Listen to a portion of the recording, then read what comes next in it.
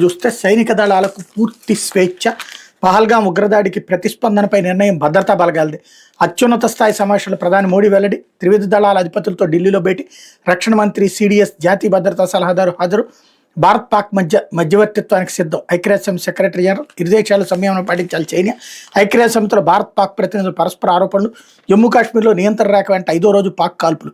ఉగ్రవాదాన్ని మట్టి కరిపించాలని జాతీయ సంకల్పమని దీన్ని నెరవేర్చేందుకు దృఢ సంకల్పంతో ఉన్నట్టు మంగళవారం ఢిల్లీలోని తన నివాసంలో జరిగిన అత్యున్నత స్థాయి సమావేశంలో ప్రధాని మోడీ పునరుద్ఘాటించారు. అంతకుముందు సైనిక ఉన్నతాధికారులు పలు దఫాలుగా సమావేశమై వ్యూహాన్ని సమీక్షించారు.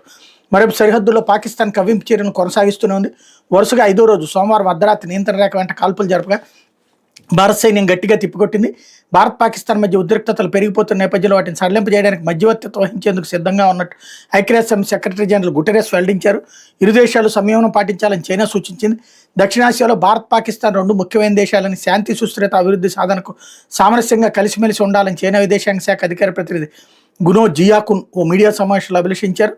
ఢిల్లీలో మోడీ నివాసంలో నిర్వహించినటువంటి కీలక సమావేశంలో రక్షణ మంత్రి రాజ్నాథ్ సింగ్, త్రివిధ దళాధిపతి అనిల్ చౌహాన్, జాతీయ భద్రతా సలహాదారు Ajit Doval, army, navy, IAF అధికారులు, ఇతర ఉన్నతాధికారులు పాల్గొన్నారన్నటువంటి వార్తని హైలైట్ చేశారు.